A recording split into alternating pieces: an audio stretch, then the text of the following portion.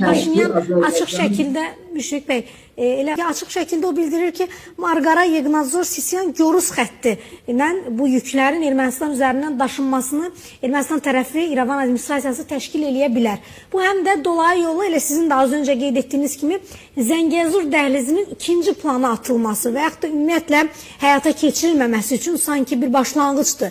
Belə başa düşə bilərikmi və Bakı üçün nə qazandırır, nə itirir? Bəli, əlbəttə ki. Çünki bilirsiniz, mən anlayıram, yəni biz nəzərə alsaq ki, Zəngəzur dəhlizinin tikilməsi və yaxud trip marşrutunun inşası üçün, bərpası üçün hardasa 2 ildən artıq, bəlkə də 3 il vaxt lazım olacaq. İlkin proqnozlara görə 2028-ci il ikinci yarısına çəkə bilər bu. Yəni orada dəmir yolu tamamilə dağılıb, məhv olub. Orada avtomobil yolunda o yüksək dağlıq relyef ərazilərdir. Mən uşaq vaxtı o ərazilərdən keçmişəm, görmüşəm. Yəni oralar çox sıldırım, qayalıq ərazilərdir. Qış vaxtında oradan keçmək də biraz çətin olur. Məsələn, xüsusilə də elə Paşinyanın özünü təklif etdiyi o Yeqnazor-Sisyan Gorus yolu da özü yüksək dağlıq ərazilərdən keçir və qarşılığında qış ayları gəlir. Oradan yük daşımalar çox çətin olacaq, yəni Ermənistan ərazisində. Ona görə də bilirsiniz, həmin o yol dağılıb, anlayırıq. Ona görə də ola bilsin Ermənistan alternativ marşrut kimi bunu təklif edir. Amma bu təklif Azərbaycan üçün heç də səmərəli görünmür. Əksinə Ermənistan üçün daha səmərəlidir, daha dividend gətirir. Bizə hansı dividendi gətirir? Bizə hələlik biz burada heç nə qazanmır. Paşinyan hətta yaxınlarda bir söz işlətmişdi sentyabr ayında ki, qarşılıqlı etimad olan yerdə sülh müqaviləsinə ehtiyac yoxdur. Bu belə bir addımdır, mən deyərdim ki, yəni qarşılıqlı etimadın möhkəmləndirilməsi ilə digər məsələləri arxa plana atmaq. Lazım gəlsə sülh müqaviləsi ilə bağlamamaq, lazım gəlsə konstitusiya dəyişikliyi etməmək, lazım gəlsə Zəngəzur dəhlizinə də imza atmaq. Yəni, mən bayaq da dedim, sülh kəsişməsi layihəsi vardır. Sülh kəsişməsi layihəsində biz diqqətlə baxanda görürük ki, orada daha çox avtomobil yollarından istifadə nəzərdə tutulur. Nəinki dəmir yolu. Bu baxımdan da həmin o avtomobil yollarından, demək, tırlarla yüklərin Ermənistandan keçməklə Azərbaycana daşınması və Ermənistan tranzit marşrut kimi bunu təklif edir. Bizə isə lazımdır ki, ilk gündən, yəni 2020-ci ilin 10 noyabr gecəsindən, yəni o üç tərəfli bəyanat imzalanan gündən Azərbaycan Ermənistandan bir şey istəyir. Azərbaycana maneəsiz və təhlükəsiz keçidin təmin olunması. Biz bunu alırıqmı? Xeyr. Bax, bizə əsas jest bu istiqamətdə lazımdır. Yəni, biz Naxçıvan Muxtar Respublikası ilə və əks istiqamətdə daşımaların həyata keçirilməsinə nail olaq.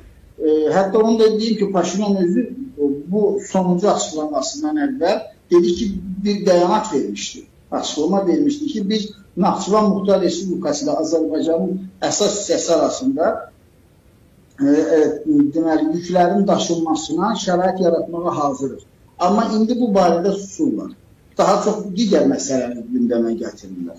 Züleyxa xanım, mən bir şey de deyim ki, mən son günlər bu barədə danışmışam bir neçə yerdə, yazmışam da ki, əgər Ermənistan istəyirsə ki, müsbət jest eləsin Azərbaycana, o zaman yüklərin, yəni Gürcüstan vasitəsilə yox, elə Ermənistana birbaşa Azərbaycan Ermənistan sərhədinə keçməsinə nail olsun, o zaman Ermənistan çalışsın elə bu müsbət jest olaraq Qazax rayonunun işğal altındakı 3 kəndini bizə qaytarsın.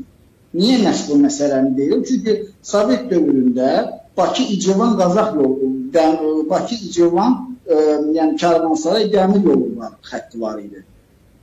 Birinci Qarabağ müharibəsində ermənilər həmin dəmir yolu xəttini dağıtdılar və dəmir yolunun keçdiyi Barxudarlı və Sofulu kəndlərini işğal etdilər. Və orada Barxudarlı və Sofulu stansiyaları var. İndi zəhmət çəksinlər, kəndlərimizi qaytarsınlar, dəmir yolu açılsın, bərpa olunsun və biz həmin xətlə, həmin istiqamətdə Ermənistana yük daşımalarını həyata keçirək. Bax, əgər onlar müsbət jest eləmək istəyirlərsə, qoy bunu etsinlər bizə.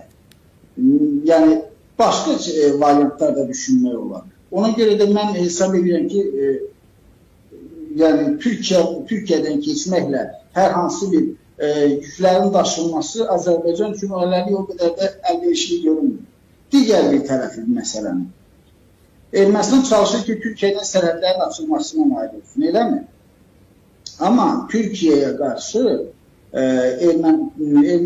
bunun üçün ilk növbədə Ermənistan Türkiyə ilə münasibətlərin normallaşması lazımdır. Bu sırf Azərbaycanla sülh müqaviləsi məsələsi deyil.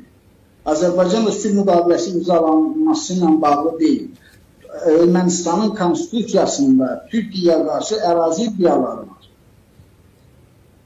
Ermənistanın müstəqillik bəyannaməsinin 11-ci bəndində iki məsələ qoyulur.